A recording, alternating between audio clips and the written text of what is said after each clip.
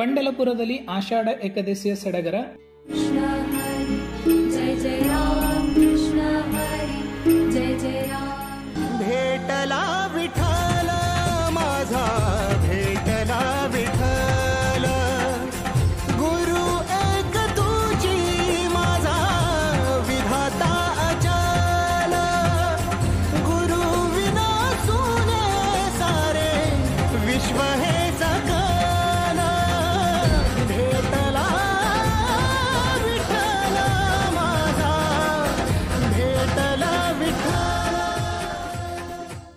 ವಿಠಲ ಪುಂಡಲಿಕರ ಕತೆ ಸೇರಿ ಒಂದು ಸಣ್ಣ ಮಾಹಿತಿಯನ್ನ ಈ ವಿಡಿಯೋದಲ್ಲಿ ನಾವು ತಿಳಿದುಕೊಳ್ಳೋಣ ಬನ್ನಿ.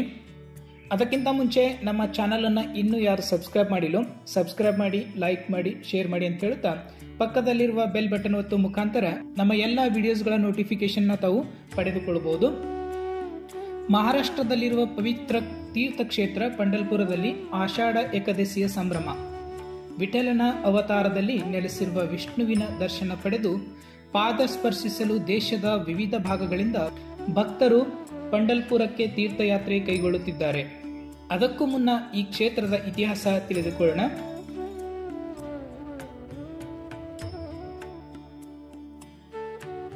ಪಂಡಲ್ಪುರದಲ್ಲಿ ಆಷಾಢ ಏಕಾದಶಿಯ ಸಂಭ್ರಮ ಕಳೆಗಟ್ಟಿದೆ. ಕರ್ನಾಟಕದ ನೆರೆಯ ಮಹಾರಾಷ್ಟ್ರದ ಸೋಲಾಪುರ ಜಿಲ್ಲೆಯಲ್ಲಿರುವ ಪವಿತ್ರ ಕ್ಷೇತ್ರದಲ್ಲಿ ವಿಠಲನ ಪಾದ ದರ್ಶನಕ್ಕೆ ಲಕ್ಷಾಂತರ ಭಕ್ತರು ದೇಶದ ಮೂಲೆ ಮೂಲೆಗಳಿಂದ ಕಾಲ್ನಡಿಗೆಯಲ್ಲಿ ಯಾತ್ರೆ ಕೈಗೊಂಡಿದ್ದಾರೆ. ಆಷಾಢ ಮಾಸದ 11ನೇ ದಿನ ಆಷಾಢ ಏಕಾದಶಿ.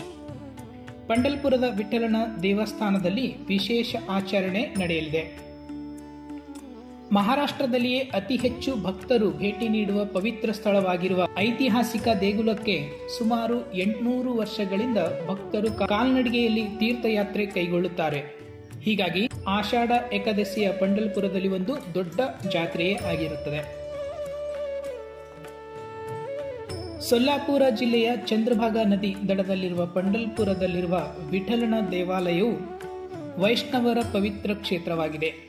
ಇಲ್ಲಿ ವಿಷ್ಣುವಿನ ವಿಠಲ ಅಥವಾ ಪಾಂಡುರಂಗ ರೂಪದಲ್ಲಿ ಆರಾಧಿಸಲಾಗುತ್ತದೆ. ಇದು ಕೃಷ್ಣ ಅಥವಾ ವಿಷ್ಣುವಿನ ಪುನರ್ಜನ್ಮ ಎಂದು ನಂಬಲಾಗಿದೆ. ಪಂಡಲ್ಪುರದಲ್ಲಿ ಭಗವಂತನಾದ ವಿಷ್ಣು ವಿಠಲ ಅಥವಾ ವಿಠೋಬ ಅವತಾರದಲ್ಲಿ ಭಕ್ತರಿಗೆ ದರ್ಶನ ನೀಡುತ್ತಾನೆ. ಭಾರತದಲ್ಲಿ ವೈಷ್ಣವರ ಪ್ರಮುಖ ಆರಾಧನಾ ಕ್ಷೇತ್ರವಿದು. ಇಲ್ಲಿನ ವಿಶೇಷವೆಂದರೆ ಭಕ್ತರು ವಿಠಲನ ಪಾದ ಸ್ಪರ್ಶಿಸಿ ನಮಸ್ಕರಿಸಬಹುದಾಗಿದೆ. ವಿಷ್ಣು ಹಾಗೂ ಪುಂಡಲಿಕರ ಒಂದು ಸಣ್ಣ ಕತೆ. ವಿಠಲನು ಪಂಡಲ್ಪುರದಲ್ಲಿ ನೆಲೆಸಿದ್ದು ಹೇಗೆ ಎಂಬುದಕ್ಕೆ ಒಂದು ಕತೆ ಇದೆ. ಪುರಾಣದ ಪ್ರಕಾರ ಹಿಂದೆ ಈ ಊರಿನಲ್ಲಿ ಪುಂಡಲಿಕ ಎಂಬ ವ್ಯಕ್ತಿ ವಾಸಿಸುತ್ತಿದ್ದ. ಆತ ವಿಷ್ಣುವಿನ ಭಕ್ತ.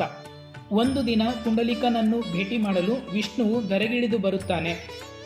ಪುಂಡಲಿಕನ ಮನೆ ಬಳಿ ಬಂದಾಗ ಪುಂಡಲಿಕನು ತನ್ನ ಹೆತ್ತವರಿಗೆ ಊಟ ಬಡಿಸಿ ಸೇವೆ ಮಾಡುತ್ತಿದ್ದ. ತಂದೆ ತಾಯಿಯ ಸೇವೆಯಲ್ಲಿ ನಿರಂತನಾಗಿದ್ದ ಪುಂಡಲಿಕನು ವಿಷ್ಣುವಿಗೆ ಆತಿಥ್ಯ ನೀಡಲು ಸಾಧ್ಯವಾಗಲಿಲ್ಲ. ಹೀಗಾಗಿ ಮನೆಯ ಹೊರಗೆ ನಿಲ್ಲಲು ಹೇಳುತ್ತಾನೆ.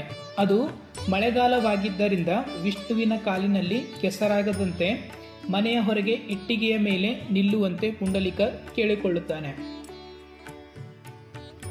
ತಂದೆ ತಾಯಿಯ ಸೇವೆ ಮುಗಿದ ಬಳಿಕ ಮನೆಯ ಹೊರ ಬಂದ ಪುಂಡಲಿಕನು ವಿಷ್ಣುವಿನ ಬಳಿ ಕ್ಷಮೆ ಕೇಳುತ್ತಾನೆ.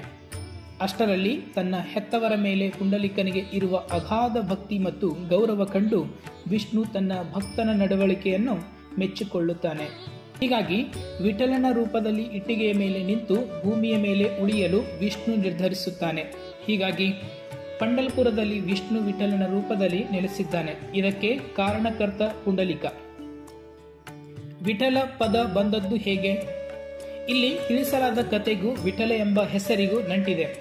ವಿಠಲ ಎಂಬ ಪದದ ಮೂಲದ ಬಗ್ಗೆ ಹಲವಾರು ಸಿದ್ಧಾಂತಗಳಿವೆ. ಸ್ಥಳೀಯ ಪುರಾಣದ ಪ್ರಕಾರ ವಿಠಲ ಪದದ ವೀಟ್ ಎಂದರೆ ಇಟ್ಟಿಗೆ ಎಂದರ್ಥ. ಠಲ ಎಂದರೆ ಸ್ಥಳ ಅಥವಾ ನಿಂತಿರುವುದು ಎಂದು ಅರ್ಥ. ಪುಂಡಲಿಕನ ಮನೆಯ ಹೊರಗೆ ಇಟ್ಟಿಗೆಯ ಮೇಲೆ ವಿಷ್ಣು ನಿಂತಿದ್ದ ಕಾರಣದಿಂದಾಗಿ ಈ ಹೆಸರು ಬಂದಿದೆ ಎನ್ನಲಾಗಿದೆ. ಒಂದು ಪೌರಾಣಿಕ ಹಿನ್ನೆಲೆ ಪ್ರಕಾರ ಇದು ದಂತಕಥೆಯಾಗಿದ್ದರೂ ವಿಠಲನ ಆರಾಧನೆಯು ಪ್ರಾಯಶಃ ಈ ಪ್ರದೇಶದಲ್ಲಿ ವೈಷ್ಣವರಿಗಿಂತ ಹಿಂದಿನ ಎಂಬ ನಂಬಿಕೆಯೂ ಇದೆ. ಪಂಡಲ್ಪುರದಲ್ಲಿ ದೇವಾಲಯವನ್ನು ನಿರ್ಮಿಸಲು ಹೊಯ್ಸಳ ರಾಜನಾದ ವಿಷ್ಣುವರ್ಧನನಿಗೆ ಪುಂಡಲಿಕನು ಹೇಳಿರಬಹುದು ಎಂಬ ಇತಿಹಾಸಕಾರರು ಹೇಳಿದ್ದಾರೆ. ಶತಮಾನಗಳಿಂದಲೂ ದೇವಾಲಯಕ್ಕೆ ಕಾಲಕಾಲಕ್ಕೆ ಸುಧಾರಣೆ ಕಾರ್ಯ ಮಾಡಲಾಗಿದೆ. ಇರುವ ದೇವಸ್ಥಾನವನ್ನು ಅಭಿವೃದ್ಧಿ ಮಾಡಲಾಗಿದೆ. ಹೀಗಾಗಿ ಇಲ್ಲಿನ ಮೂಲ ದೇವಸ್ಥಾನ ಹೇಗಿದೆ ಎಂಬುದರ ಬಗ್ಗೆ ಸ್ಪಷ್ಟ ಮಾಹಿತಿ ಇಲ್ಲ. ವೀಕ್ಷಕರೇ, ಇಲ್ಲಿಯವರೆಗೆ ನಾವು ಪಂಢಲ್ಪುರದ ವಿಠಲನ ಬಗ್ಗೆ ಒಂದು ಸಣ್ಣ ಮಾಹಿತಿಯನ್ನು ಈ ವಿಡಿಯೋದಲ್ಲಿ ತಿಳ್ಕೊಂಡಿದ್ದೇವೆ.